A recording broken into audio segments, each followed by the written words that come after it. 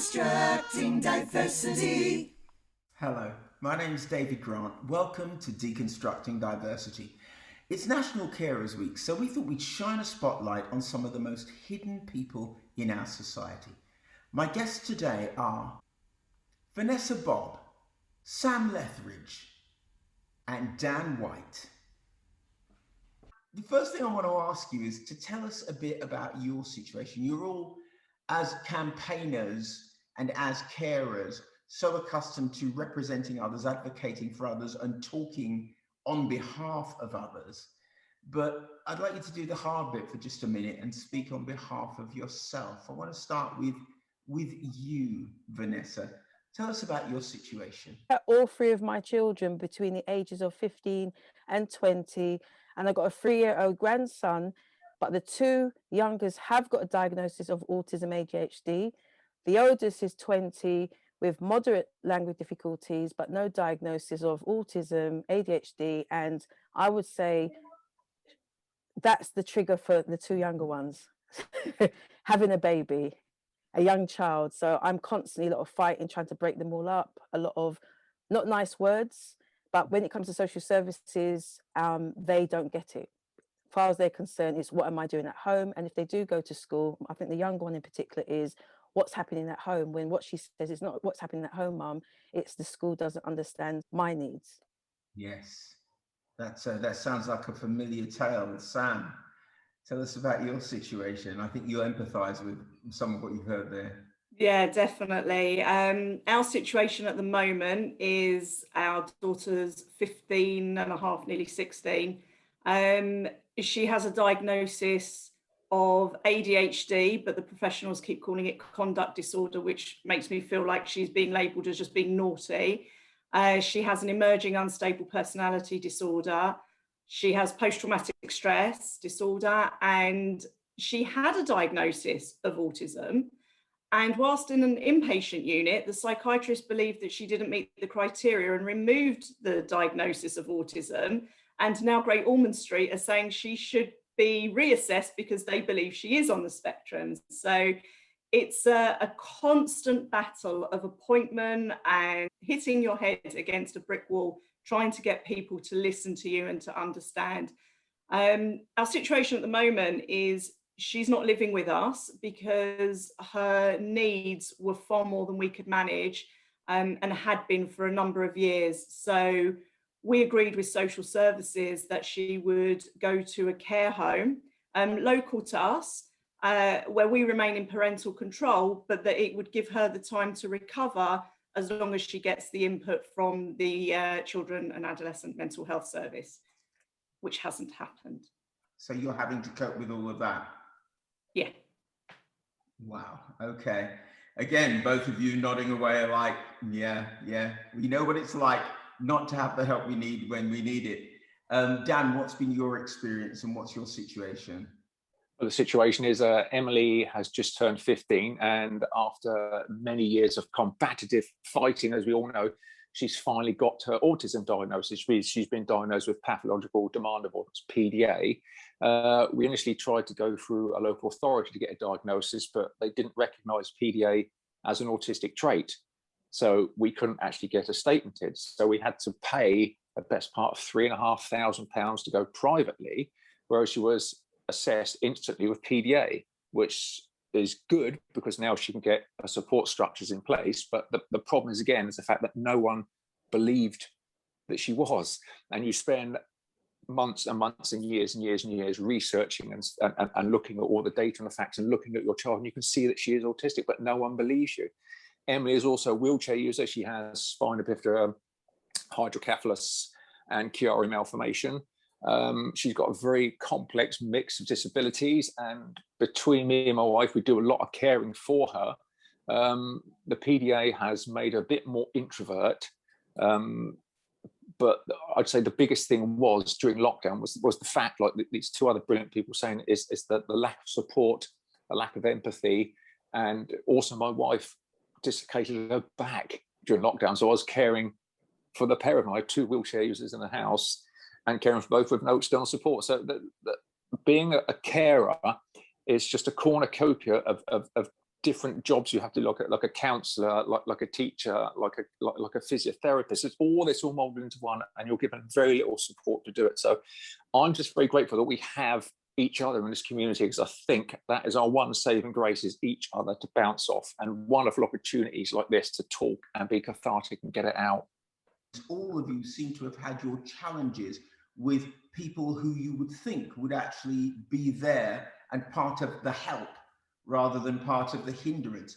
But are they the biggest challenges for you personally? His challenges are probably external from the household, because as carers, we know our children inside out. We're used to their little ways of deviances, the way they act, the way they grow. We know what to look for when it becomes, especially with autism, what to look for when it comes to having a meltdown. So I think it's initially the world outside that's still struggling with stereotypes and lack of information, that's really, really struggling to see a place for our children. And that's where our battles really take place. I mean, but some people at hospital actually get it. Some people in education actually get it, but then some people don't. Vanessa, for those who don't know, what would be the challenges that you think are unique to the African Caribbean community that are maybe different for people who aren't in the community with children with needs?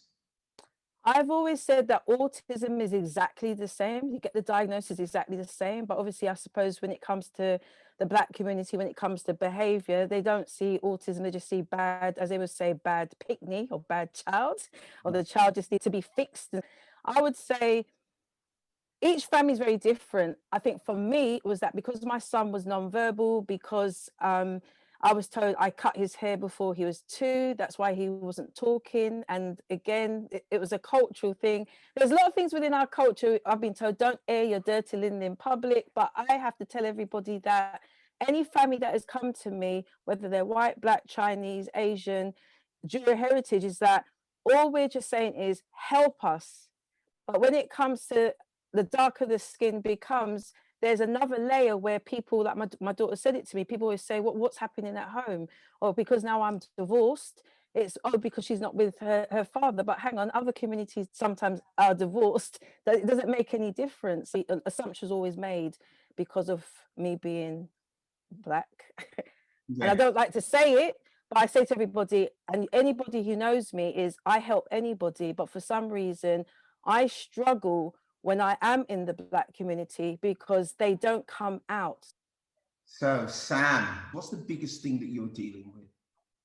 The biggest challenge is accessing help. And so she has been sectioned 3 times, sectioned by police. She's been arrested for assaulting a police officer who was trying to stop her from self-harming quite significantly. And I get why they did it. They did it because it was the only way to keep her safe. And that resulted in a section. But it shouldn't be for the police to have to intervene. And in my experience, the most empathetic people that have ever worked with her have been the police. They have more experience of dealing with mental health issues, autism, special needs than any mental health professional I've worked with. I've had mental health professionals say, let's hope it's an acute crisis and she feels better in a couple of days, and yet a week later she was under section again. I've had mental health professionals say that she needs to learn. She needs to learn that being arrested, this is the route that she may end up going down, and that actually it's the being arrested and being held in a police cell is actually what she needs to snap her out of this cycle. So we're now 3 arrests and 3 or 4 sections later, and it's not made a bit of difference. I think that this is neurotypical logic applied to somebody who is not neurotypical, and therefore they're not going to respond in that way. No. And when we turn around and say that it's mental health, and the police that work with her, that have been to visit her, to come and assist us, have said, clearly there's something not right here. This isn't right. What help do you get from CAMS? And we just laugh and say, you just have no idea. We spent, like Dan was saying, you spend thousands accessing private help. We lost our house. And still to this day, despite all of her diagnosis, all of the challenges and the help that she's been in, CAMS just don't deliver. And the only person that suffers is the child. And they talk about early intervention, And my biggest thing was that when I first started my campaigning, and it kind of came about quite unusually. I didn't want to do anything. I didn't know what I was letting myself in for. And I often sit there and I wonder, I think Venessa, you said as well, like airing your dirty laundry. Am I doing the right thing by her by talking about these things? Am I doing the right thing by my family? And I'm like, do you know what? If what I do helps one other family understand and navigate the system, then it's worth it. But I mean, I started by writing an open letter to, it was at the time David Cameron, who was Prime Minister at the time. And he'd promised something like, I think it was £2.5 billion to CAMS. And the money just didn't happen. There was no improvement in services. And I'm still getting through my support group parents that are saying they can't access help. So I'm like, well, where's the money gone? And we know what happened. The money wasn't ring fenced. So actually the commissioning groups for the NHS trusts took the money and absorbed it into other NHS services. So it never went to CAMS. And now there's another load of money that's been promised. And I think the biggest problem for me is not only the frustration of all the other families that turn to me saying, Sam, what can I do? How do I do this? I'm like, I'm not getting anywhere. It's the fact that I've got a daughter that's nearly 16. She's been robbed of her childhood and I'm picking up the pieces. And funny enough, somebody wrote on a Facebook group that I'm a member of, it was like one of these mum quotes and it was just really wound me up. It was something like, my one job as a parent is to give my child a childhood that she doesn't need to recover from.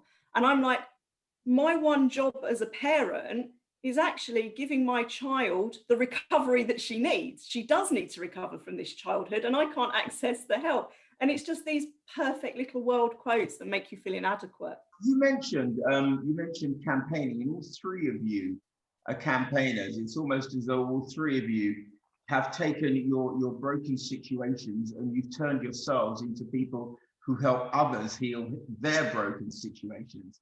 So tell me about your campaigning and what you guys do.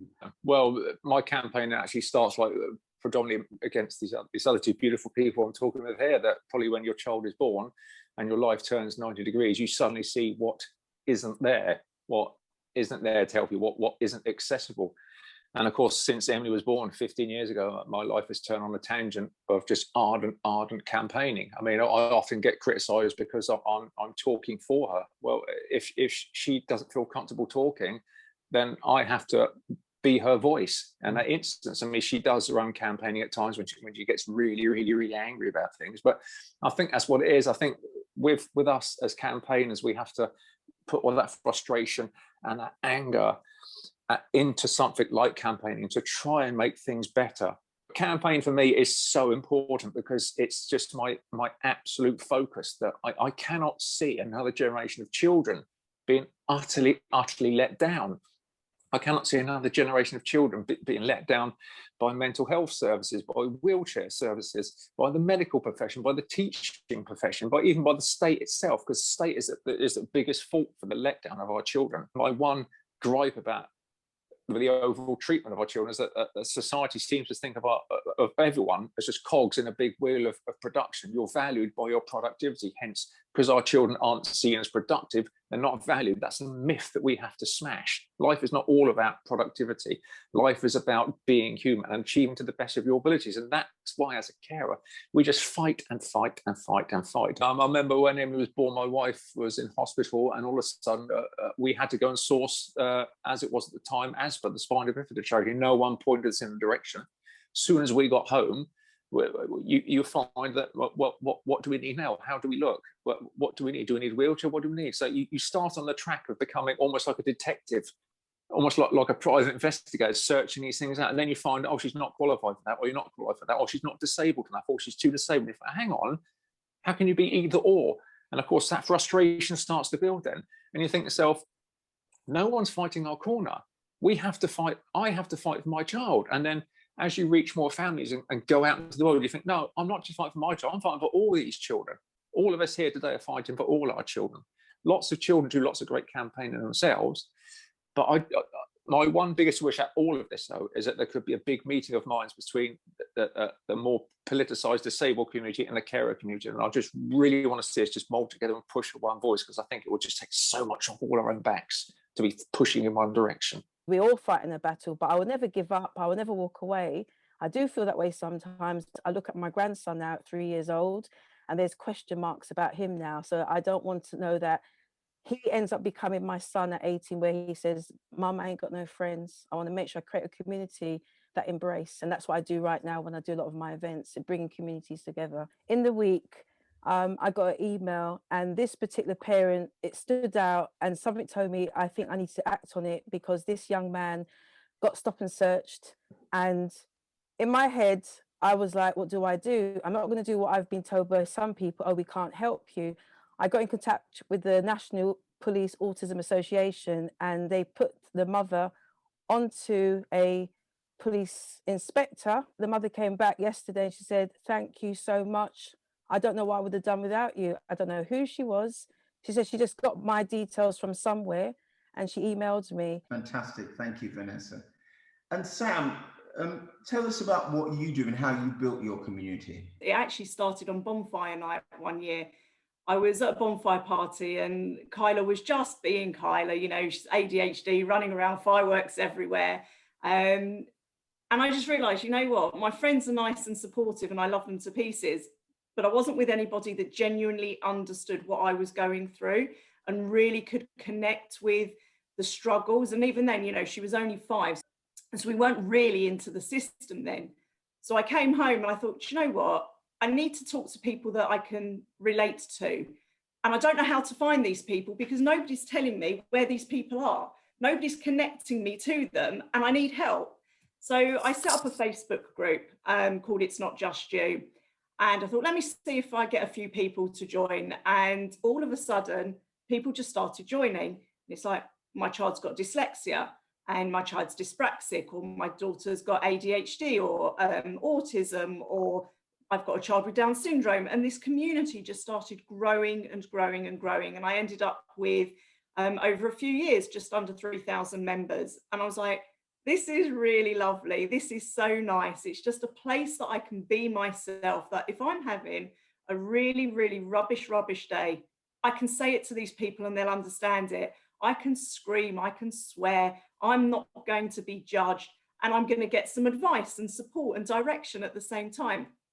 And then I was at the beginning of the journey, and now I'm quite, you know, experienced and established in the journey, and I've got new people joining, and I'm like, I can now give back to them what people gave to me.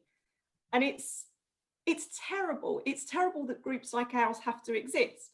They shouldn't have to, because the support should be there and it shouldn't be necessary. So I then decided I'm not keeping quiet. I'm just not going to shut up about this, and wrote this letter that just went viral. And I was like, this is crazy. I wasn't expecting this response at all. And then you get the media interest and you're talking to people and you're telling your story.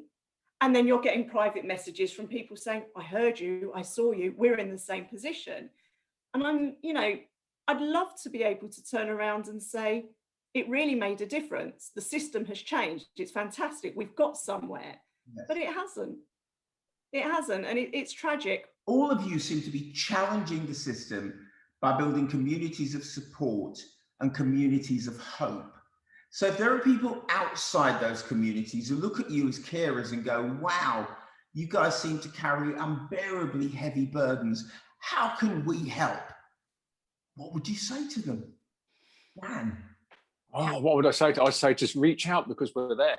We are hidden in behind closed doors in all those sections of society where the system never dares to look because it doesn't have the funding, or it's bashed by stereotypes, or it's just not interested. But we're there and we're fighting and we're hot-blooded and we're feisty and we're angry, but we have solutions. That's what people don't realise, that carers have solutions, because we live with this day to day. So we have the solutions that need to be implemented. We need to be engaged by the politicians. We need to be engaged more by the charities and the medical sector, because we are the ones for information. We just need people to come out and seek us out. These beautiful people with Facebook pages on here, our Twitter accounts, our social media, all the media work we've done. Well, we are here, but we're not alone. We're a community. I think it's like there's a million carers in the country, but that's just a low number in that respect. And every day someone else is becoming a carer. Everyone at some point in their life will be incapacitated at some point, so they will need a carer. So people just need to see what's going on and just reach out to us, because we're here and we're on your side and we will work with you. We won't talk over you. We will talk with you. That's the important thing. Thank you, Dan. Sam, if people want to help, what can they do? Yeah, my message would be not only to the extended family and friends that support you as a carer, to listen, to see what they can do to help you, but not so much just to help you, what they can do to help your child. My main message is to the people that can make the change. This isn't anything new. This isn't anything that's, going to suddenly magically change overnight. These are really, really serious problems. The system, be it the education system, be it physical health or mental health, for the majority of us, it is a broken system. And a lot of us are dealing with all of it combined, physical, mental and education. They go in hand. And the system doesn't work. So my message really would be to those that are in a position of power.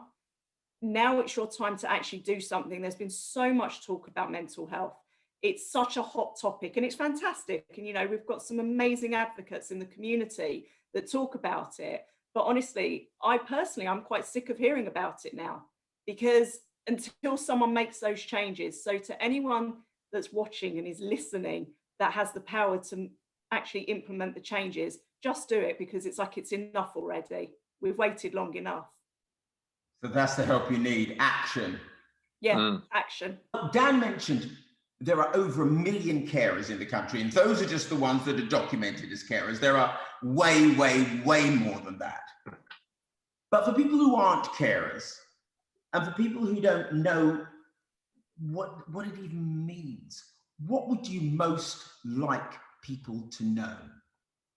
Oh my gosh, that's a really hard question. You know what? Because we live in it, it's really hard, because we just get on with it. I think when people see us, they think, oh, you're doing so well, you look good, you're very strong, but they don't realize we just want to be listened to. We just need a space. We just need somebody just to say, I don't want people to have no sympathy or pity me.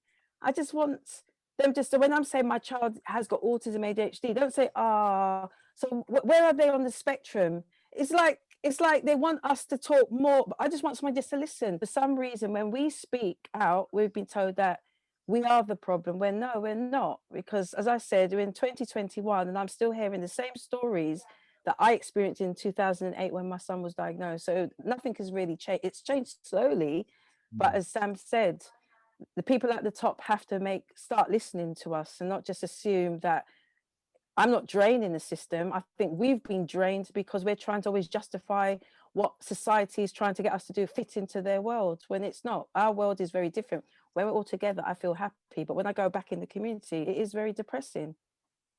Sam, what would you most like people to know? I think just how utterly, utterly exhausting it is. I'm very fortunate that I've been supported by a charity that's really trying to help me just feel better. And that's lovely and that's really nice. But yeah, I think, just how draining it is. And not just for people to understand that, but actually for professionals to understand it, because they see you for 15 minutes at an appointment, once a week, once every 6 weeks, and they have no idea the toll that it can actually take on you. People forget that we have our own identity.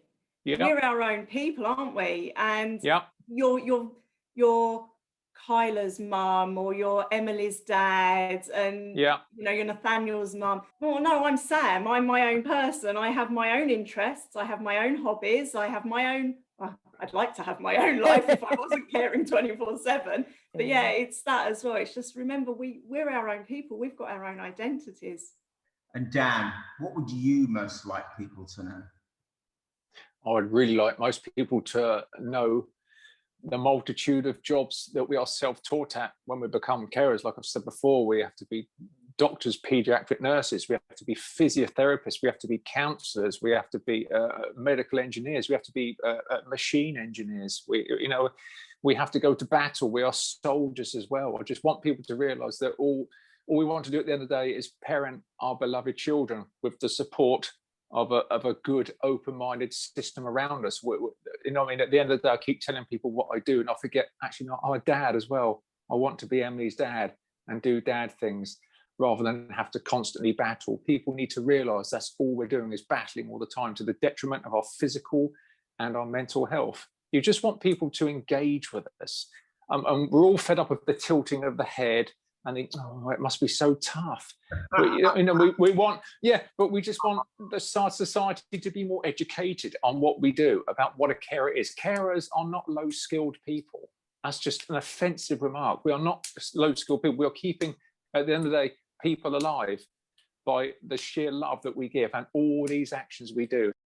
Deconstructing diversity.